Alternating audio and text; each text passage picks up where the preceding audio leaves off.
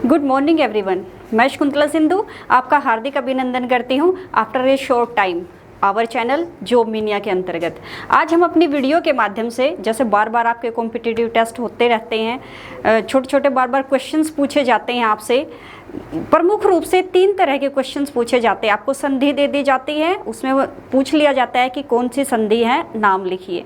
दूसरा है संधि विच्छेद दे दिया जाता है कि संधि एक आपके सामने जैसे हिमालय है, उसका विच्छेद दे दिया जाता है कि आपको किस प्रकार से करना है। और तीसरा है इसकी परिभाषा पूछी जाती है। तो ज़्यादा डिटेल हम बाद में करेंगे। शुरुआत करते हैं अपने टॉपिक के। हमारा आज का टॉपिक है संधि। नाम से ही स्पष्ट है, संधि का शाब्दिक अर्थ है मेल या जोड़। जिस प्रकार से 2 या 2 से अधिक वस्तुओं को आपस में मिला दिया जाता है तो उनके मिलाने से उस वस्तु का रूप ही बदल जाता है। ये तो एक तरह से छोटा सा उदाहरण मैंने आपको दिया है, लेकिन हिंदी व्याकरण क्या कहती है, किसको मिलाया जाता है। संधि का शाब्दिक अर्थ मैंने आपको बताया है मेल जोड़। किसका? वर्णों का। परिभाषा क्या कहती है कि संधि का शाब्दिक अर्थ होता है मेल जोड़ या संयोग। अब आप पूछेंगे मैडम किस में? वर्णों में। हिंदी व्याकरण के अनुसार संधि की परिभाषा बनेगी कि परस्पर 2 या 2 से अधिक जो वर्ण होते हैं, जब वो आपस में मिल जाते हैं, उनका परस्पर संयोग होता है, तो उनके मिलने से एक विकार, एक परिवर्तन होता है, एक बदलाव होता है। उसी परिवर्तन, उसी विकार और उसी बदलाव का नाम है संधि। नाम मैंने आपको बताया कि संधि मीन्स जोड़ या संयोग कह सकते हैं। किसका? वर्णों का। यहाँ पर देख लीजिए, संधि का शाब्दिक अर्थ दोबारा रिपीट कर लेते हैं।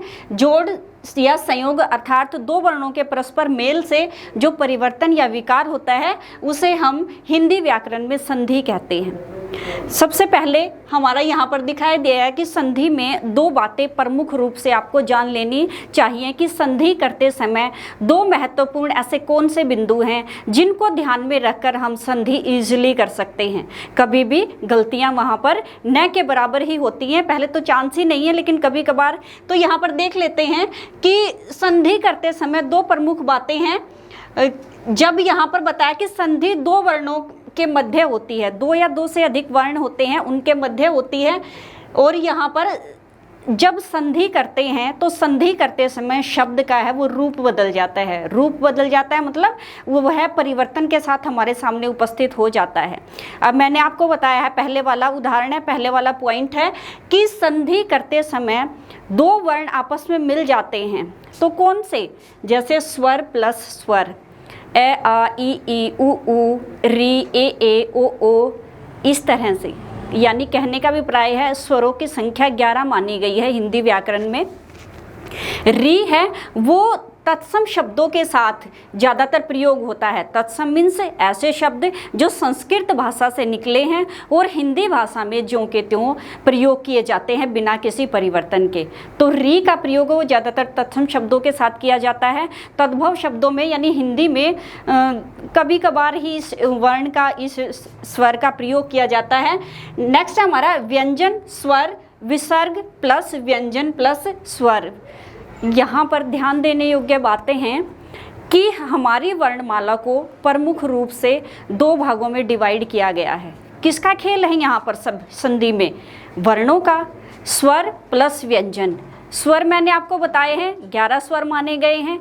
व्यंजन है कैसे लेकर है तक जितने हैं, इनको अलग अलग वर्गों में बांटा गया है, जिसको कै वर्ग, चै वर्ग, टै वर्ग, पै वर्ग वो व्यंजन संधि के अंतर्गत करेंगे। यानी कैसे लेकर मैं तक, है तक जितने हैं वो सारे व्यंजन के अंतर्गत आते हैं।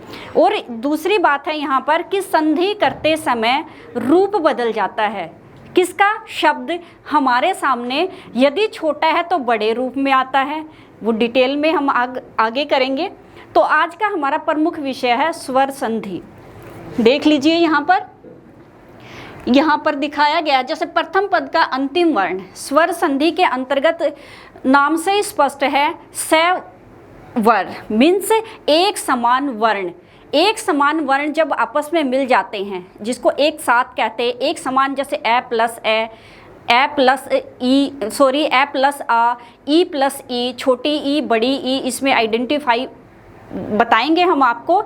लेकिन यहाँ पर स वर्ण जब प्रथम पद का अंतिम वर्ण और अंतिम वर्ण का प्रथम, जो अंतिम पद का जो प्रथम वर्ण होता है वो एक समान होते हैं और उनके मिलने से जो संधि, जो परिवर्तन होता है उसे हम स्वर संधि कहते हैं। देख लीजिए यहाँ पर प्रथम पद का अंतिम वर्ण व अंतिम पद का प्रथम वर्ण स्वर हो और स्वर में जो विकार यानी जो परिवर्तन होता है उसे हम स्वर संधि कहते हैं। यहाँ पर व्यंजन का प्रयोग नहीं होता है, यानी क ख ग ग ड इस तरह का कोई प्रयोग नहीं होगा। सिर्फ स्वर यानी ए आ ई उ इस तरह से सिर्फ स्वरों का प्रयोग है। नाम से स्पष्ट है, जहाँ पर स्वर संधि है यानी स्वर 11 हैं, सिर्फ उन्हीं का प्रयोग किया जाता है।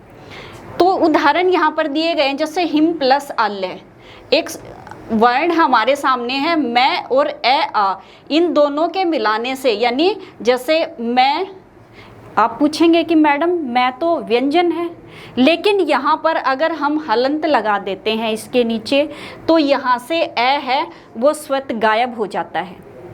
हलंत यहाँ पर आपको नहीं दिखाई दे रहा है, तो इसका मतलब है कि मैं है, मैं के साथ ए जुड़ा हुआ है।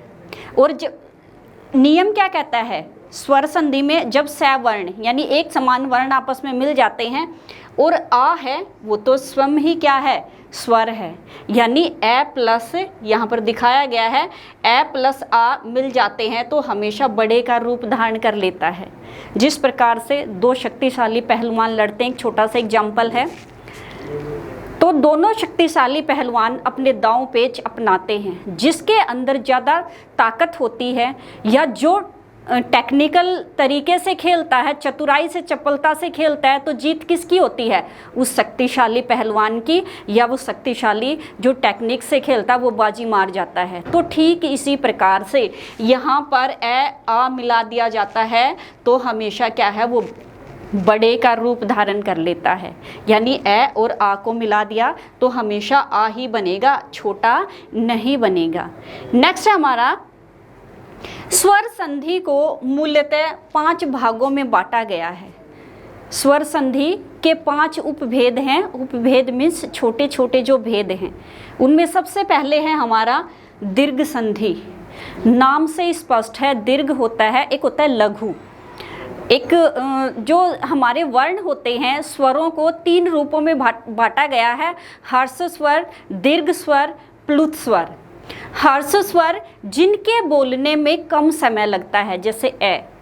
दीर्घ जिनके बोलने में ए के बजाय दुगना, यानी हर्ष स्वर के बजाय दुगना समय लगता है, जैसे आ। ए को बोलने में 1 सेकंड लगा, आ को बोलने में ज़्यादा जोर भी लगाना पड़ा। विभिन्न जो मुख के भाग हैं, अंग हैं, वो कार्य करते हैं, तो आ डबल टाइम लगता है। और एक होता है प्लुत स्वर, जब इन दोनों की बजाय, किन दोनों की बजाय, हर्ष स्वर और दीर्घ स्वर की बजाय तिगुना समय लगता है, जिनके उच्चारण में उन्हें हम प्लुत स्वर कहते हैं, जैसे ओम, हे राम, इस तरह से। तो यहाँ पर दीर्घ होता है बड़ा, जैसे उदाहरण मैंने आपके सामने दिए हैं कि हर्ष स्वर है, दीर्घ होता है और प्लुत है। तो यहाँ पर हर्ष स्वर भूल जाइए, प्लुत स्वर भूल जाइए, सिर्फ आपको रखना है दीर्घ स्वर। दीर्घ होता है बड़ा। दूसरा है गुण संधि। नाम से स्पष्ट है, जिसके अंदर कुछ एक्स्ट्रा क्वालिटी या कुछ ऐसे गुण होते हैं कि उसकी पहचान अलग होती है, तो वो गुण संधि के अंतर्गत आते हैं। अब आप पूछेंगे कि ऐसे कौन से गुण इनके अंदर होते हैं। गुणों से अभिप्राय है जिनके बोलने में कंठ, ओष्ठ, यानी कंठ, गला, ओष्ठ, हमारे होठ विशेष प्रकार की क्रियाएं करते हैं। तालव हमारा है वो सहायक है, कंठ तालव, कंठ ओष्ठ, वो हम गुण संधि के अंतर्गत करेंगे। नेक्स्ट फिर है वृद्धि। नाम से स्पष्ट है, जब आप मैथ्स में करते हैं कि वृद्धि करना, यानी चक्र वृद्धि ब्याज, जैसे हम पैसे जमा करते हैं या किसी को देते हैं, ब्याज पर देते हैं, तो हमारे पास वो दुगने तिगुने होकर आ जाते हैं। तो वृद्धि का मतलब है जब दिन प्रतिदिन क्या है, वो बड़ा होता चला जाता है, वृद्धि करता चला जाता है। नाम से स्पष्ट है ये। यहाँ पर पहचानने के तरीके मैं आपको बता रही हूँ ताकि आप संधि की पहचान करते समय गलतियाँ न करें। नेक्स्ट है हमारा यण संधि और नंबर 5 है हमारा अयादी संधि। वो हम बाद में करेंगे। आज का हमारा प्रमुख विषय है दीर्घ संधि। दीर्घ होता है बड़ा, जैसे सवर्ण, सवर्ण होता है एक समान। सवर्ण का देखिए यहाँ पर देख लीजिए, दीर्घ संधि का अभिप्राय है बड़ा, जैसे सवर्ण एक समान वर्ण जो होते हैं, समान वर्ण। जैसे समान वर्ण कौन से, जैसे ए को मिला दिया तो क्या बन जाता है हमारा, आ बन जाता है, यानी बड़ा बन गया वो। उसी प्रकार से ए और आ को मिलाएंगे तो आ का ही रूप धारण करेगा, वो भी बड़ा रूप ही बनेगा।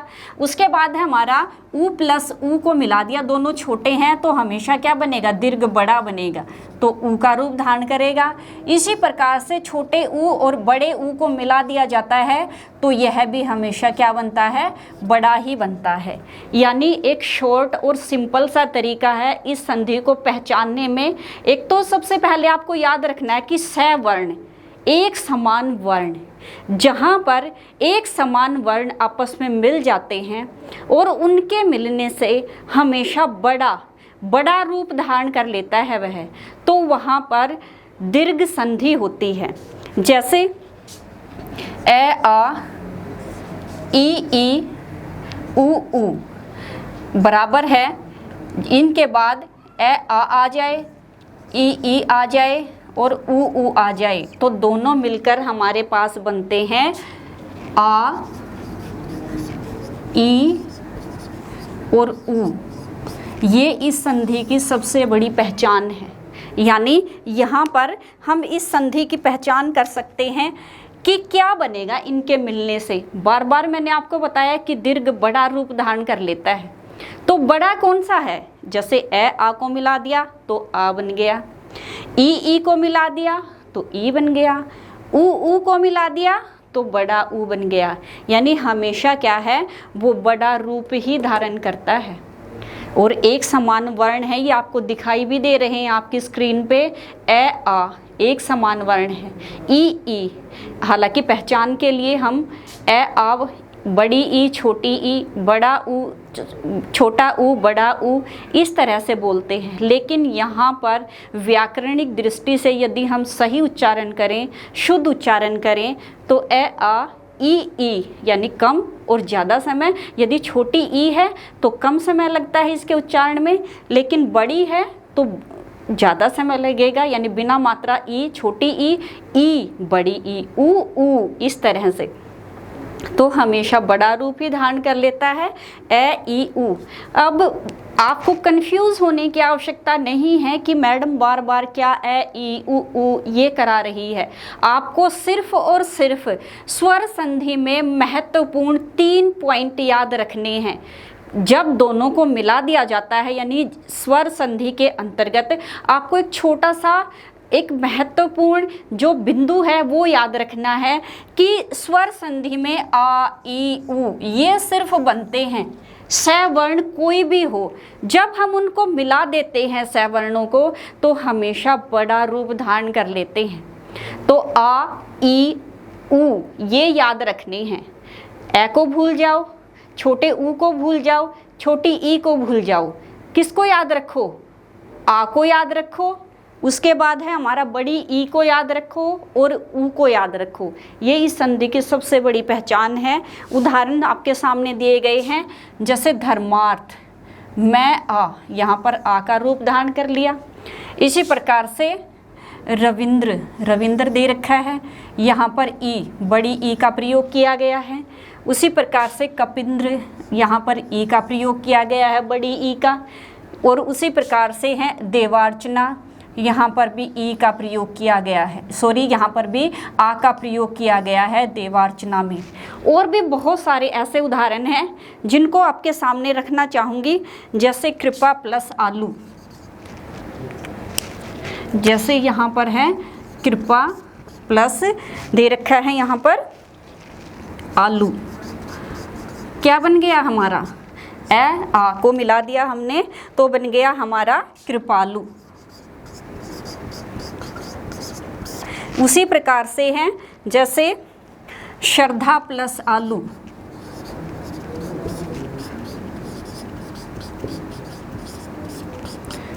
क्या बन गया हमारा, इनको मिला दिया तो बन गया श्रद्धालु।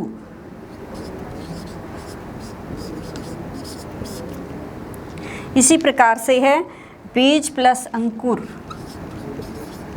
बीज प्लस अंकुर बन गया हमारा बीजांकुर।